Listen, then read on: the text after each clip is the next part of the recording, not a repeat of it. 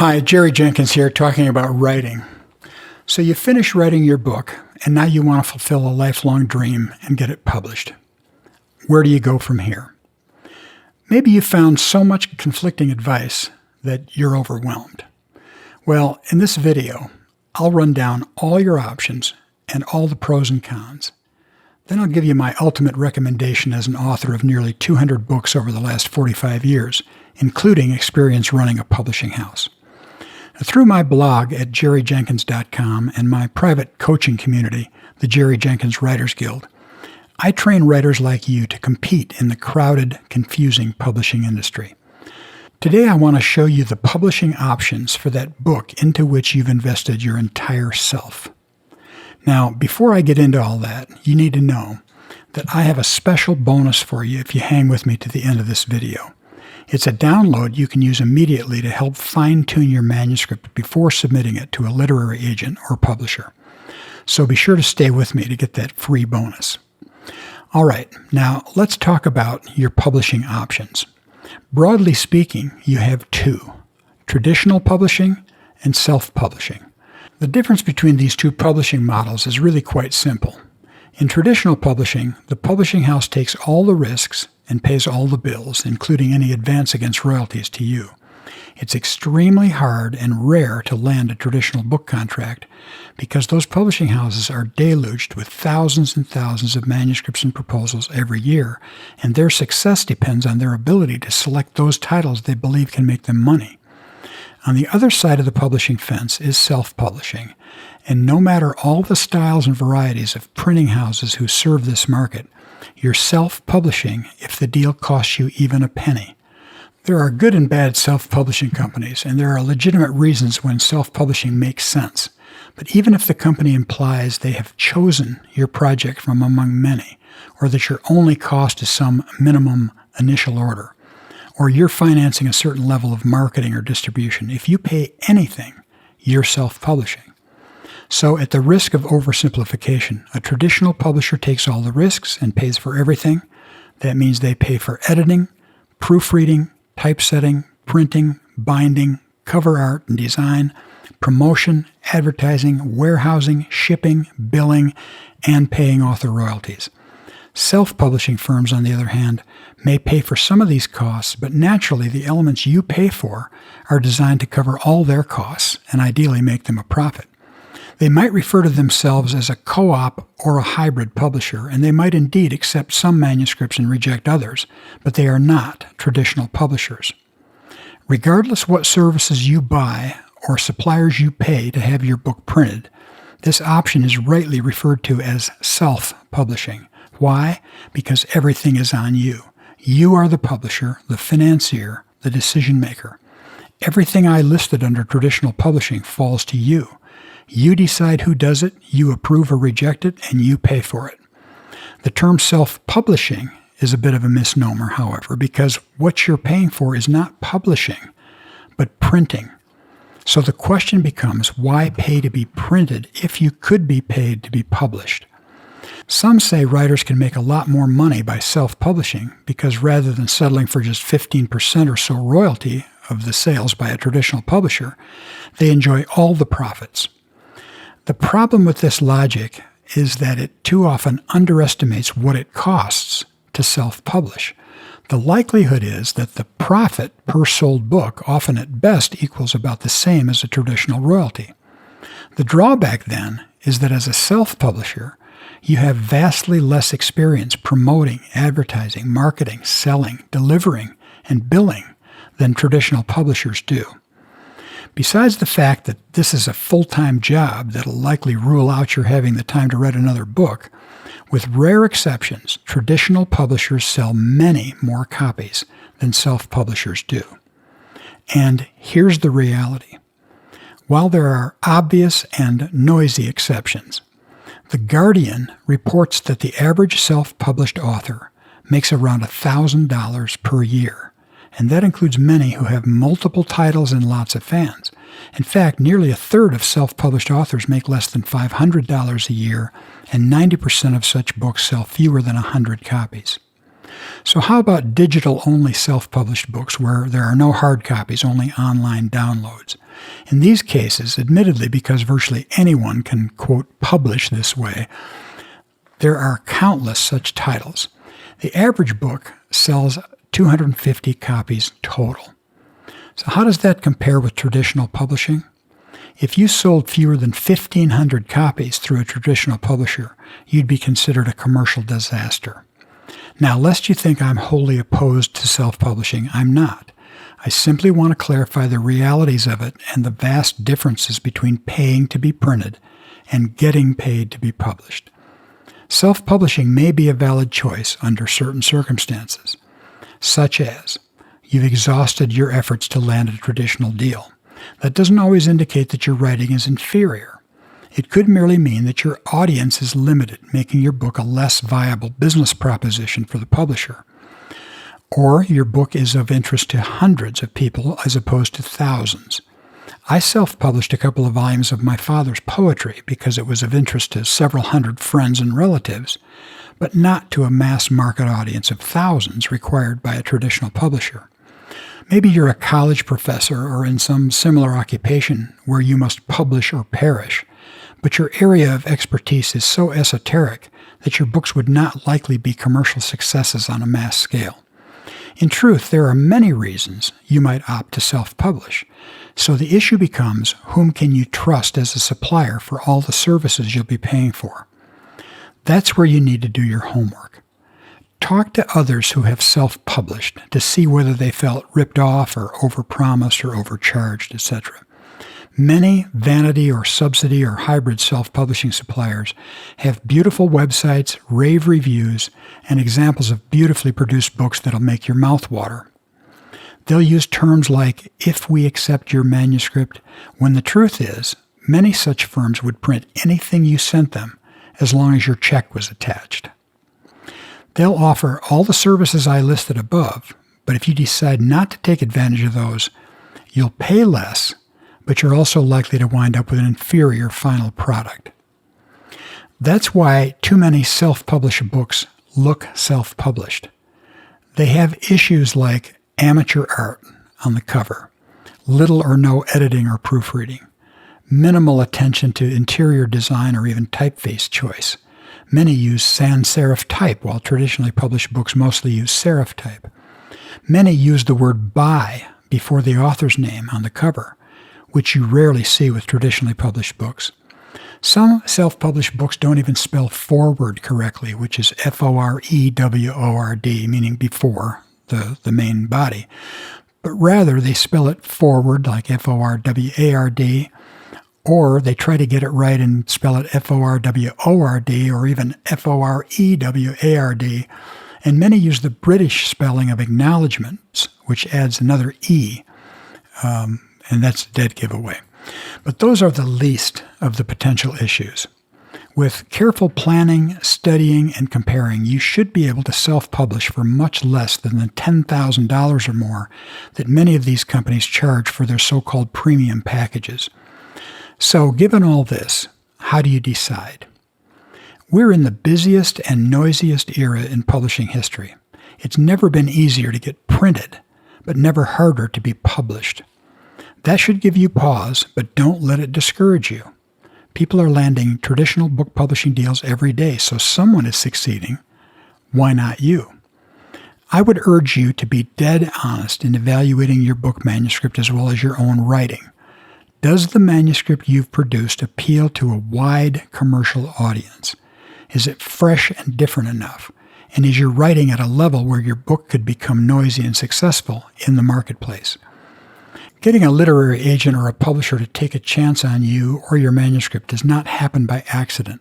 It requires time, focus, and excellence. So begin by considering your book's genre. This determines your target audience, your potential agent, and even which publishers to pitch to. Also consider why your book will sell and to whom. And resist the temptation to say it's for everybody. Naturally, we all dream of everyone everywhere being as enamored with it as we are. But the truth is that kind of thinking waves a red flag of amateurism to agents and publishers. Even mega best-selling books don't appeal to everyone. They're written to specific audiences, and if they cross over to other markets, as for instance the Harry Potter young adult titles did, that's a bonus. Also, be realistic about your platform. If platform is a new term to you, it simply means your visibility outside your own family and orbit, the extent of your influence. Realistically, how many people are interested in you and what you do? Now, fair or not, this is a fairly recent phenomenon, but it's one of the first questions an agent or publisher asks. With the proliferation of social media, building a following and interacting with potential readers has never been easier.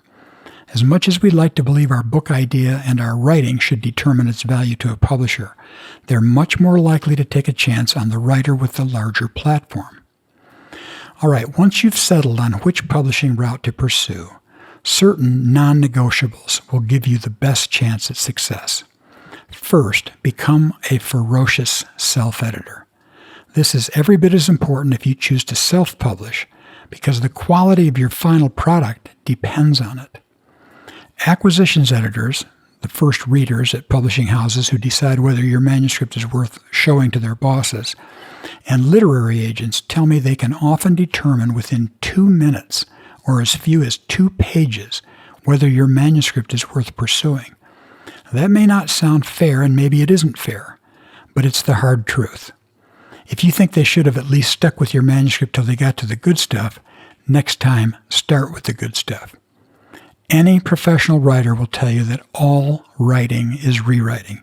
Put your best foot forward by learning to aggressively self-edit until you're happy with every word.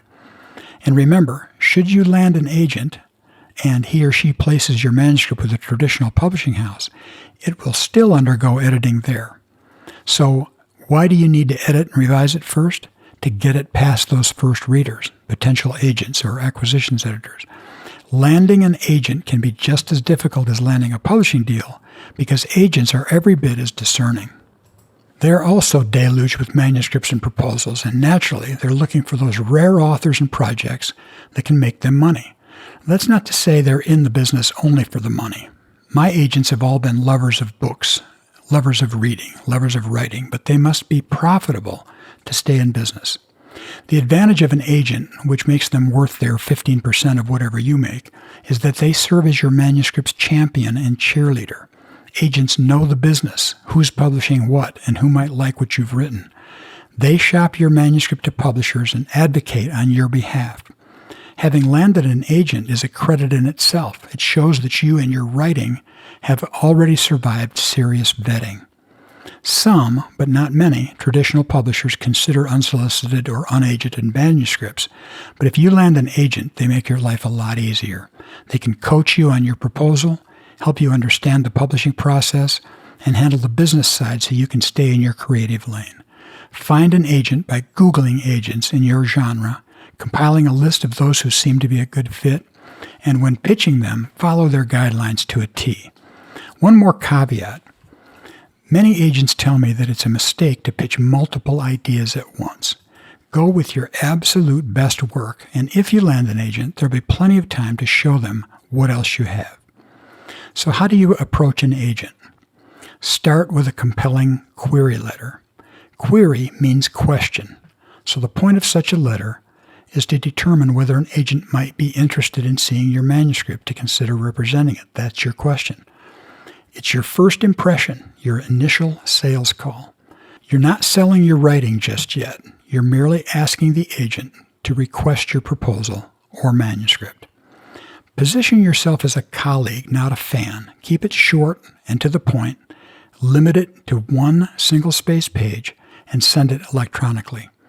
It should include a one-sentence summary of your book's premise, often referred to as an elevator pitch because it's what you would say to a publishing professional between the time they got on and off an elevator. Also, include a one-paragraph synopsis that explains what your manuscript is about and what you hope to accomplish with it. For fiction, explain the basics of your plot. Don't make the mistake of couching this in sales copy language, which often poses questions like, will he succeed or will she survive? You're writing to a potential publishing partner, so provide answers, not questions. Indicate your intended target audience and why they should be interested in your book. Again, avoid overselling by claiming everyone should love it. Of course, include what qualifies you to write this book, the extent of your platform that you've built, and your contact information. Now, before you hit send, proofread your letter and get at least one other pair of eyes on it. A few typos in a full-length manuscript are common, but a one-page letter should be perfect. The goal, as I've said, is getting the agent to ask to see your proposal. The proposal is the document that determines whether an agent asks to see your manuscript, so every word should serve that goal. It should be only as long as necessary while giving the agent everything he needs to know. For both fiction and nonfiction, synopsize every chapter in present tense. Proposals can contain any number of components, including your premise, your elevator pitch, overview, target audience, chapter synopses, marketing ideas, endorsements, your analysis of competing books and where yours fits, up to 3 sample chapters. For fiction, especially from a new author, many agents ask for a complete manuscript. Proposals range from 10 to 25 pages. Keep it as tight as possible, but cover all the bases. Okay, let's talk about the distinctives of self-publishing. The best way to set yourself apart in this overcrowded field, besides becoming a ferocious self-editor, is paying for a professional editor. And remember, I have a great free resource for you at the end of this video that'll help you fine-tune your manuscript, so stay with me for that. Many self-published authors spend more on design and marketing than on editing and proofreading. But a great-looking cover and lots of promotion can still see a book die a quick death in the market if it's not tightly edited and carefully proofread. Resist the urge to hire a friend or relative who majored in English or even teaches English, because book editing is a unique discipline. The last thing you want is a handsome product that reads as if it made the rounds of traditional publishing houses and had to be self-published. Writing quality sets you apart in a saturated marketplace. Many companies offer all the services you need to self-publish, but some are more trustworthy than others. Know what you're getting into, and remember, it takes a lot of sales to recoup the costs of such services. Do your homework, get references, compare pricing. Now, what about online publishing? You have several options, but here are the more popular ones. Amazon CreateSpace is a print-on-demand option, which means it will also print paperback copies for sale on Amazon. With this option, your ebook is available for purchase on Kindle and Kindle apps worldwide. On iBooks, your book is housed at the Apple iBooks store, available to anyone on the internet. All right, I hope you found that helpful. I've made it my life's work to help writers elevate their craft to where it can compete in the traditional publishing marketplace. Even if you choose to self-publish, I urge you to strive to get your writing as close to that standard as you can. And that leads me to the free bonus I mentioned at the beginning, which you can download by clicking the link on your screen. It's 21 ferocious self-editing tips, a checklist you can use during the revision stage to give your writing the best chance to succeed. Regardless whether you compete for a traditional publishing deal or go the self-publishing route, give everything you have to your writing. Your reader deserves it, and so do you. If you found this video useful, please like it, comment on it, and share it. You can also gain instant access to more of my in-depth writer training by subscribing to my channel by hitting the button below.